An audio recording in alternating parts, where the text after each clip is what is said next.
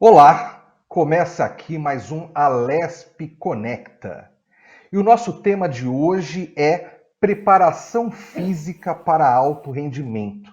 Aquela preparação física voltada para atletas, para esportistas, uma preparação física especial. E para nós conversarmos sobre esse tema, eu recebo hoje aqui o professor da Escola de Educação Física e Esporte da USP, Universidade de São Paulo, professor Valmor Trícoli. Professor Trícoli, seja bem-vindo.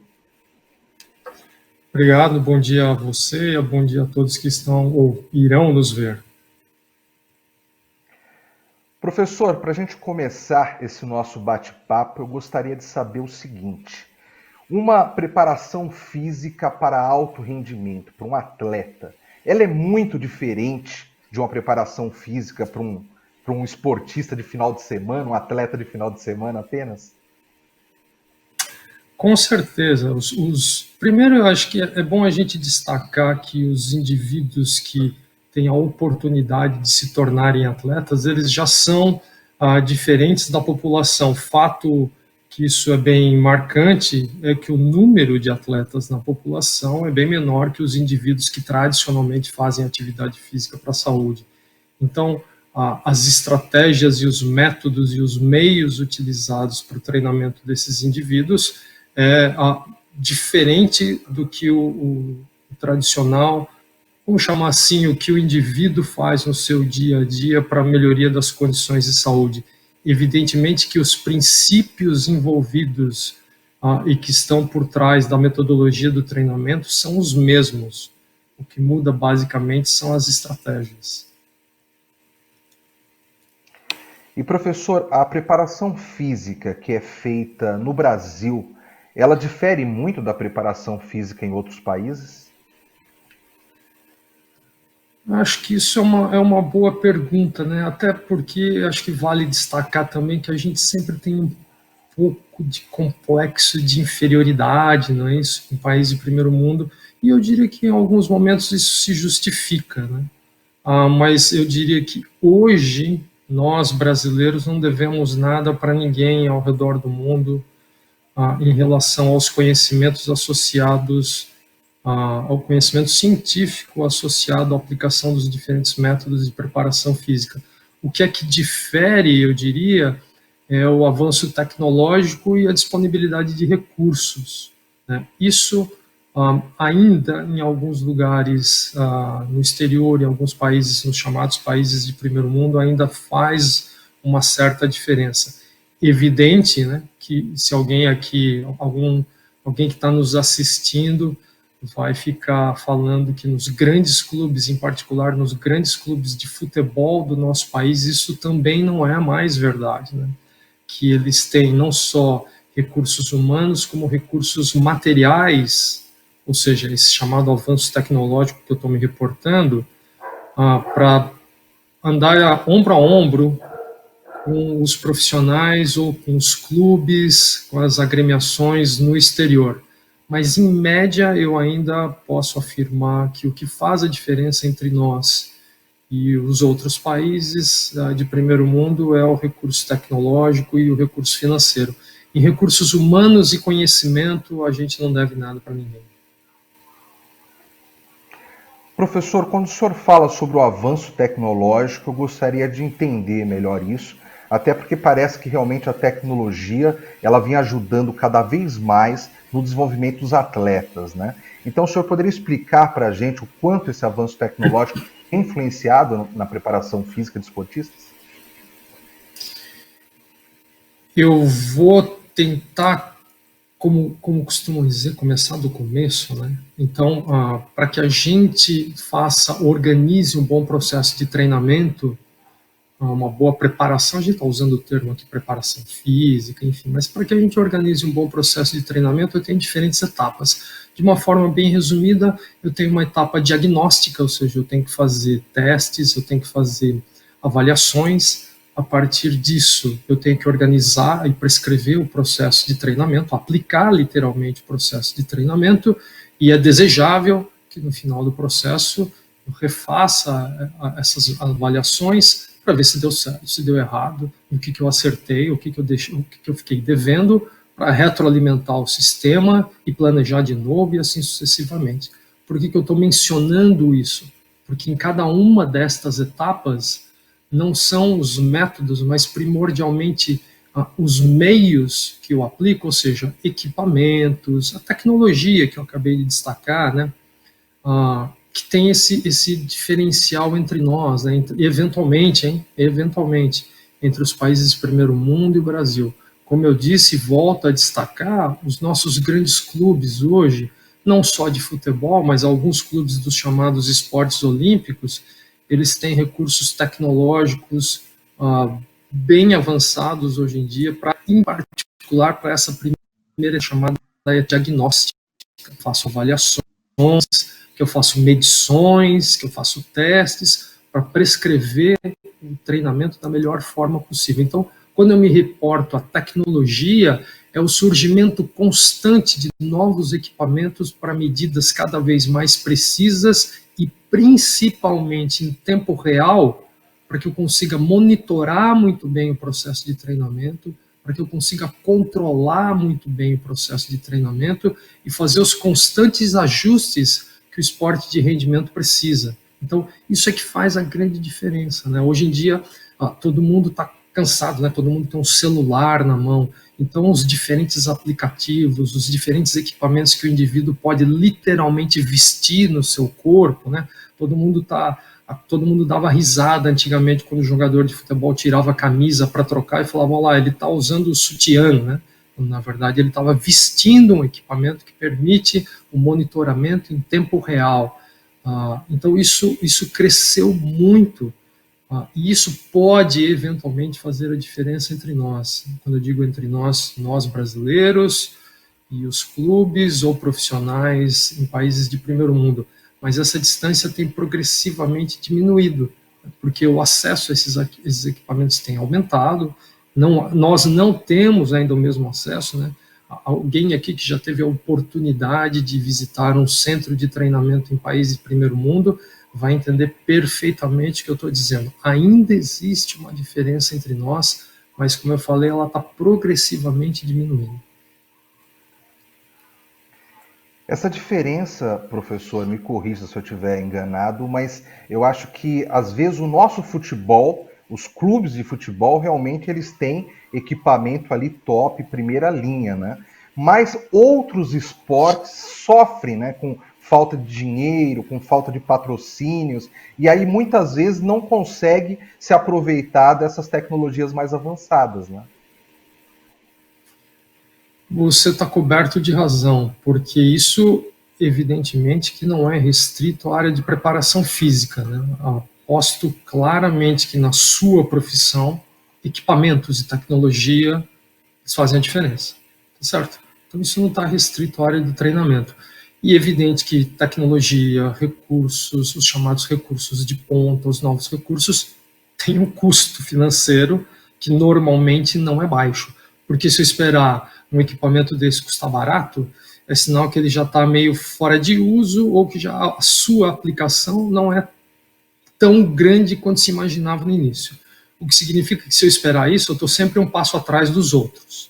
Então, evidente, né, alguém que está aí nos assistindo vai falar que é possível fazer bom esporte e é possível fazer boa preparação física com recursos limitados. Eu não tenho a menor dúvida disso. Eu sempre falo que o mais importante é entender métodos e estratégias. Meios ou tecnologia a gente se vira um pouco. Mas quando a gente fala em esporte de rendimento, em que pequenas diferenças podem se tornar uma diferença gigantesca no resultado final, bom, aí a gente está conversando de outra coisa. Então você tem um ponto, né? Modalidades esportivas que não têm o destaque que algumas têm, né? No Brasil a gente menciona sempre o futebol, mas a gente poderia estar mencionando o voleibol, que é um bom exemplo, eventualmente o basquetebol. Então, modalidades esportivas que não têm esse mesmo status e que, portanto, não têm a mesma possibilidade de receber recursos financeiros de diferentes fontes, infelizmente elas sofrem com essa falta de recursos tecnológicos, não de recursos humanos. Mais uma vez eu quero deixar isso claro, porque senão eu estaria colocando o profissional de uma determinada área num degrau abaixo dos outros. Então, isso não é verdade, mas com certeza existe essa dificuldade em recursos tecnológicos. Acho que o melhor exemplo disso, eu sempre gosto de contar essa história, né? Porque eu participei dela bem no início da minha carreira.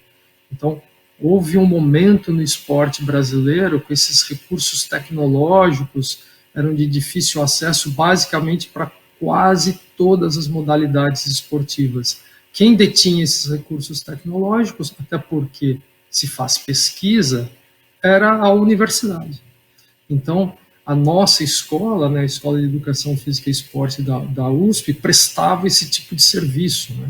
Nós avaliávamos, né, fazíamos testes com atletas de alto desempenho, algumas seleções brasileiras, porque o acesso ao recurso tecnológico era difícil. Né? Hoje não, né? Hoje praticamente a gente não tem mais a grande necessidade de prestar esse tipo de serviço, porque o acesso à tecnologia melhorou. O custo pode não ter melhorado tanto, mas o acesso melhorou. Então, as diferentes federações ou confederações ou equipes, como você próprio mencionou, as equipes de futebol, elas têm essa possibilidade de adquirir esses recursos tecnológicos e atrás de bons recursos humanos, que, como eu falei, eles estão disponíveis aqui no Brasil, recursos humanos, bons profissionais, e a partir de então, esses clubes têm total condição de fornecer aos seus atletas a melhor infraestrutura possível. Professor, falando ainda nessa coisa da tecnologia, eu lembrei de uma reportagem que eu vi dias atrás na NBA, né, na Liga Profissional de Basquete Americano, que eles fazem um acompanhamento dos atletas, né, muito antes deles chegarem à Liga Profissional. Né? Os atletas estão na universidade, eles já estão acompanhando como que está a preparação física desses atletas. E nessa reportagem falou uma coisa muito interessante, chamou bastante a minha atenção. Sei lá, 30 anos atrás, o armador, dependendo da posição que o jogador de basquete atuasse, ele era baixinho, né? Ele tinha menos mobilidade, às vezes, ou mais mobilidade que outros. E com esse estudo científico, com essa coisa da tecnologia, hoje em dia eles conseguem que um jogador de basquete, independentemente de posição, independentemente de altura, ele consiga ter a mesma mobilidade, a mesma forma de atuar ali que um atleta de uma outra posição. Tudo isso graças à tecnologia, né? Não tem a menor... Na verdade, assim, são duas coisas, né? É o avanço tecnológico que permite, sem dúvida alguma, um melhor acompanhamento, testes mais elaborados, coisas que nós antes não conseguíamos investigar, a gente consegue. E, de novo, né, isso não se restringe ao esporte, né? Se a gente perguntar na área de engenharia ou de física, química, matemática, as coisas evoluíram da mesma maneira, e algo na medicina, né? E algo que antes eu não sabia ou que eu não conseguia investigar por uma limitação tecnológica, hoje eu consigo. Eu quero deixar claro também, né, que dá a sensação para quem está aqui nos assistindo em que eu estou dando uma importância exagerada ao recurso tecnológico, e alguém deve sempre pensar que no final das contas ter uma Fórmula 1 não adianta se eu não sei pilotar. Então, que no final das contas, o recurso humano é importante. Então, eu quero deixar isso bem claro, que recursos humanos, eles são fundamentais. Mas você tem razão, né? A gente está indo um pouquinho para uma direção meio diferente, vamos dizer assim, né? Porque comparar com as grandes ligas profissionais americanas fica um pouco difícil, porque o dinheiro está lá. Mas não há a menor dúvida que, com a chegada desses recursos tecnológicos também, aprendeu-se a alterar, a modificar, a aperfeiçoar estratégias e métodos de treinamento. Então, estes indivíduos, como você mencionou hoje, eles são mais velozes, eles se deslocam melhor, eles têm, eu não quero chamar que eles têm melhor condicionamento físico, né? Eles, na verdade, têm a possibilidade de desenvolver um conjunto de habilidades que que os permite desempenhar muito melhor no esporte que eles escolheram. No caso, aqui a gente está usando como exemplo o basquetebol. Também, contando uma rápida história, um exemplo, um desses dias, uns meses atrás, eu estava surfando os diferentes canais e eu caí num desses canais, se eu não estou equivocado, do Canal Brasil ou alguma coisa do gênero, um canal legitimamente brasileiro, e estava passando um documentário sobre a preparação física da seleção brasileira de futebol dos anos 70, alguma coisa assim, um pouco para frente dos anos 70. Literalmente é um documento histórico, né? Para quem é da área de treinamento físico esportivo, você assistindo aquilo lá é de fato curioso, né? Ou seja, por ser uma seleção brasileira de futebol, eles estavam naquele momento recebendo o que tem de melhor e mais tecnológico.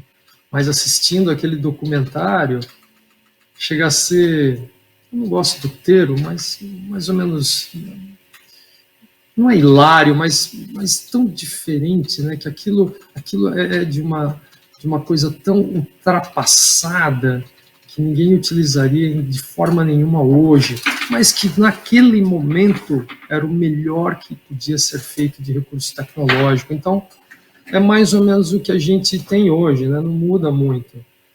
Hoje a gente está falando desses grandes avanços tecnológicos, mas pode ser que daqui a 15 anos a gente passe a ter um pouco de vergonha do que a gente fazia hoje. É como as coisas acontecem. E que talvez a gente ache que os atletas atuais da NBA estão se deslocando de uma forma meio lenta, comparada com daqui a 15 anos. É uma possibilidade.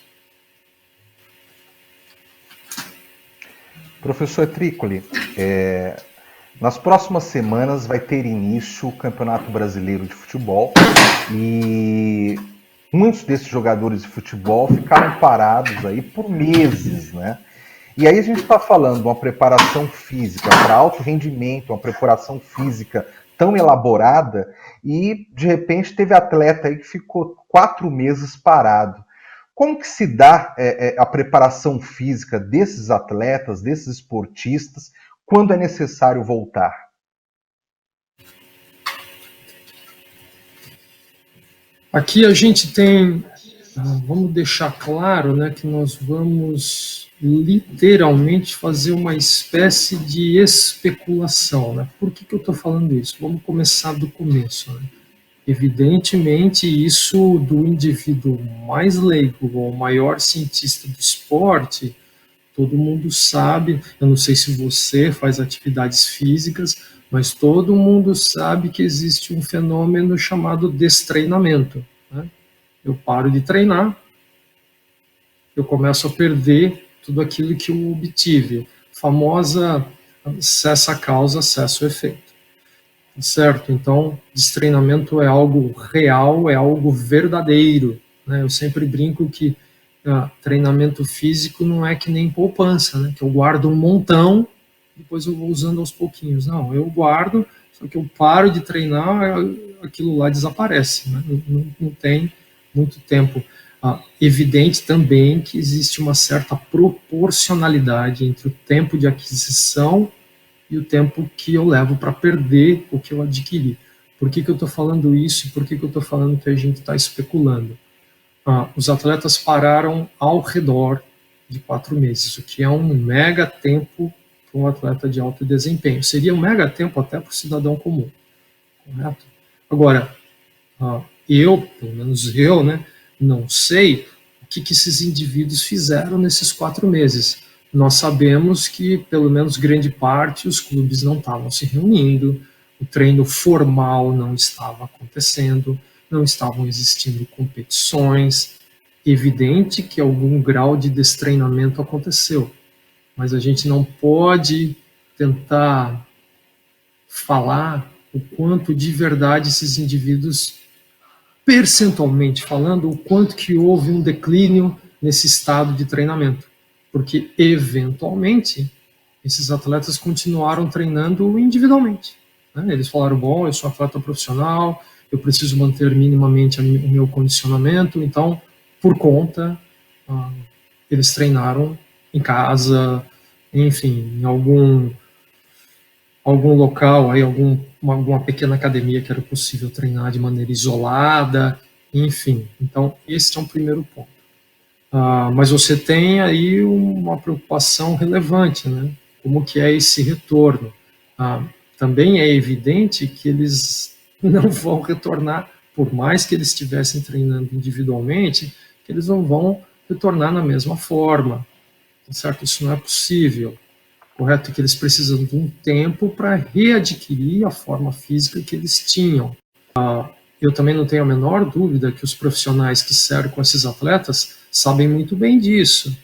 Então, eles sabem que o retorno tem que ser progressivo, né? Qualquer retorno muito intenso ou muito antecipado pode custar meio caro para essas pessoas, né? Eu não quero chegar a discutir lesões ou esse tipo de coisa, porque isso é possível, mas não que isso irá acontecer, tá certo? Então, o retorno tem que se dar de uma forma progressiva, correto?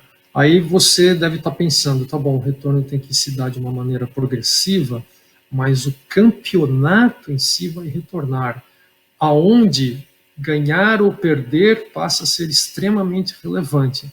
Eu diria que a sua preocupação, ela é importante, mas nem tanto. Por que nem tanto? Eu tenho que considerar que, na média, todos os clubes e todos os jogadores passaram pela mesma situação. Então, todos eles ficaram um determinado período sem treinar, tiveram o fenômeno do destreinamento e agora estão retornando nas mesmas condições. O que significa que na hora específica de competir, de jogar um contra o outro, todo mundo perdeu o ritmo de jogo, todo mundo perdeu o condicionamento físico. Então, as condições são relativamente equiparadas. Então, o risco pode diminuir um pouco. Eu entendo também que quando a gente compete, isso é verdade para qualquer indivíduo, né? Quando a competição entra em cena, a gente exagera um pouco, né? A gente está lá brincando entre colegas numa pelada de futebol, se a coisa começa a escalar para o lado meio competitivo, eu me esforço um pouco mais, eu tomo uma entrada, ou eu dou uma entrada um pouco mais intensa em alguém. Então, quando tem competição envolvida, o risco aumenta mais um pouco, mas, mais uma vez, todos estão expostos ao mesmo risco, né? E, nesse caso, os profissionais, quando eu digo profissionais, não os jogadores, mas os profissionais que cercam esses indivíduos e que entendem esses riscos, o profissional que conseguir controlar e manipular melhor o retorno ao nível competitivo, tem chance de ter mais sucesso. Professor, outra coisa que me chama bastante atenção no esporte atualmente é que nós conseguimos ver atletas de uma idade considerado veterano já, né, praticando esporte em alto nível, né? Eu lembro até que, até um tempo atrás, aí, o Zé Roberto, né, jogador do Palmeiras, aí, com mais de 40 anos, fazia partidas incríveis. Isso também tem a ver diretamente com essa evolução da preparação física dos atletas?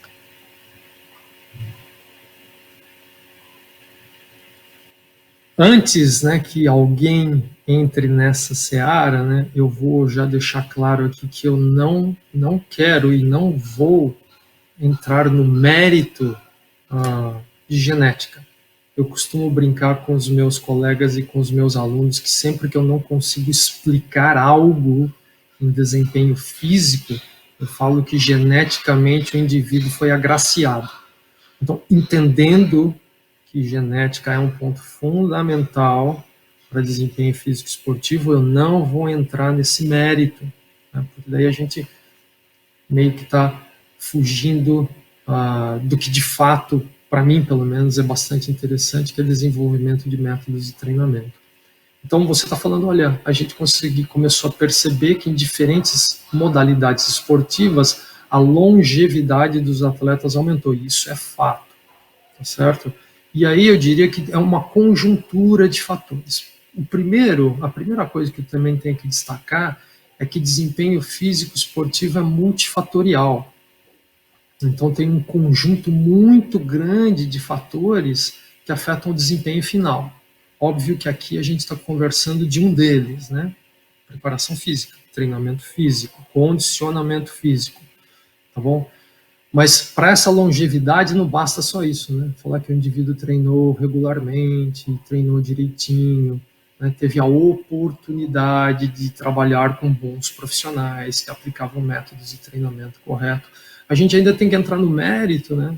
Que existem bons profissionais que trabalham na recuperação, no processo de recuperação desses atletas. Quando eu digo recuperação, eu não estou me reportando só recuperação durante e pós-lesão. Estou me reportando literalmente em recuperação de esforços físicos, pós-treinamento, pós-jogo. E aí a gente tem os bons profissionais que trabalham com nutrição, com fisioterapia, e por aí vai, né, que fazem um bom controle, um bom monitoramento da carga total de treinamento, do esforço que o sujeito, né, que o atleta faz. Então, todos esses fatores combinados, mais o tal fator genético, permite uma longevidade, né? A gente ouve aí no popular, a gente ouve falar, não, tem esse ou aquele atleta que ele se cuida muito bem.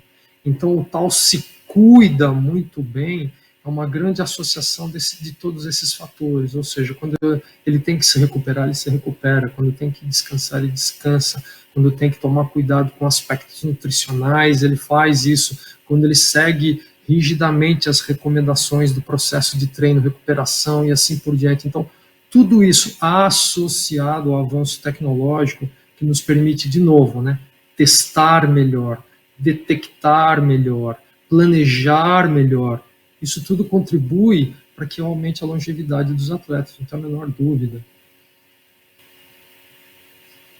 Professor Trícoli, eu quero agradecer a sua presença aqui no Alesp Conecta. Espero que a gente seja o primeiro bate-papo aqui de muitos outros. Afinal, sempre essa preparação física das pessoas, dos atletas, dos esportistas, chama muita atenção de todos. Então, muito obrigado mais uma vez.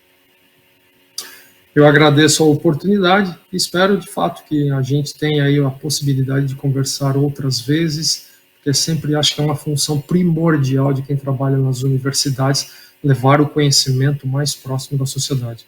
Obrigado, até mais. Termina aqui mais um Alesp Conecta. Eu quero agradecer a atenção de vocês que ficou conosco até o momento e lembrar só mais uma vez que você pode ver e rever os programas da Rede Alesp também no YouTube, ok? Então, muito obrigado pela atenção e até o próximo programa.